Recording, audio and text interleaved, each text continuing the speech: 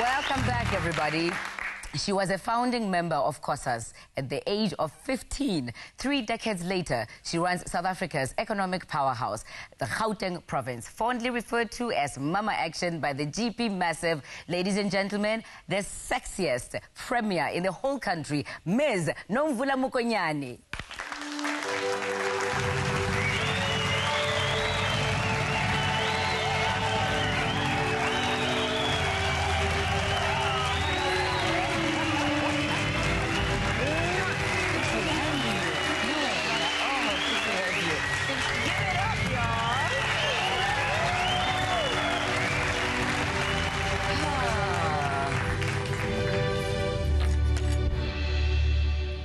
Are you done, Bernice? Premier, welcome to the show. Thank you very much. I don't know what age you are, but whatever it is, I want to look like you. I'm still maturing. Okay. I love it. Now, apparently, you were the last born of 12 children. Yes, I was. That must have been a formidable household to be growing up in. A very formidable household. Yeah. From loving parents. Of course. Who unfortunately are no more around. Pity they can't see their little girl. I know. But yes, indeed, a very formidable household, very supportive. 7 girls and 5 boys. 7 girls and 5 boys. Yeah. And everybody's still around? Only 3 have passed on. Okay. 9 is remaining. Okay. And we still, that family, we even have great-grandchildren now. Oh, that's beautiful. Now, what kind of, what was it like growing up? I mean, it's a big number. I don't know what your parents did, how much money you had, but what kind of upbringing did you have? My father was a professional teacher, teaching in a Catholic school. Right. And then he moved to the private sector after a while. My mom was an ordinary worker. She was working at an early childhood development center, Libita Krechi today. Okay, okay. And I'm coming from humble beginnings. Sure. I brought up in a 4-roomed house. Of course. In Kagiso. Today is called Kagiso, but mina ngikhulele eVuka. eVuka, of course. Yes. And a 4-roomed house that was a home for all, including extended family members. Of course, of course. Even those that were living in the hostels when their wives were here in Egoli, they would come and spend their holidays at home. But we survived out of that, what was commonly known as a matchbox. But thanks to the strong family bond that we had, as well as a supportive community that I grew up under. You have 3 children. I have 3 kids, 2 boys and a little girl called Katleo. Are you intending to spread the love to be the 12? The factory is closed. Workers have been laid off. The recession has hit. Before even the recession, I had a forward plan. Sure. And I'm now a granny.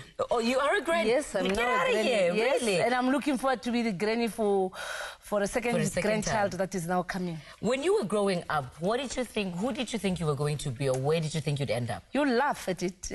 Growing in a Catholic environment. Right. Habo sister Bari, what do you want to be? We would all raise our hands and say, "Kiwa sister." Oh, really? Absolutely.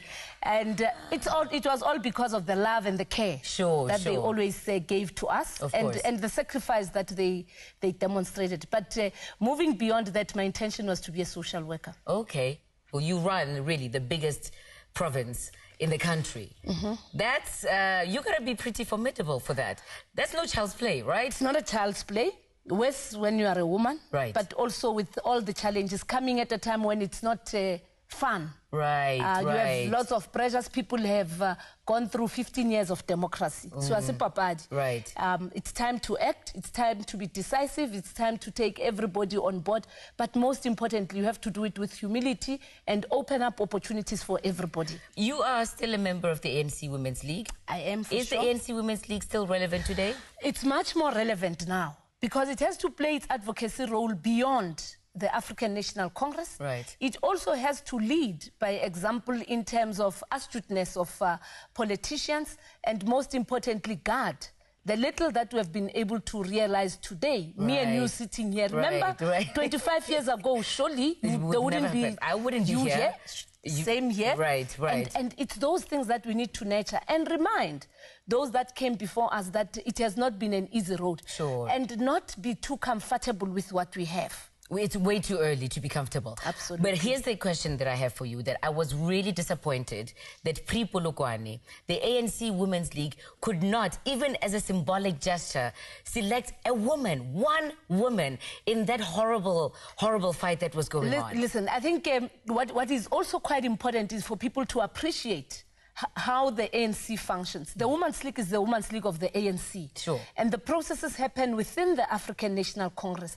And what to really strive for is to not just have women, but is to have women, but over and above that, also have people who are conscious of the rights and the responsibilities that women also are entitled to. Sure. And therefore, when you look at the leadership, you look at the leadership of the African National Congress beyond just the issue of woman. But indeed, who said the ANC doesn't have that potential, the number of women who have the potential?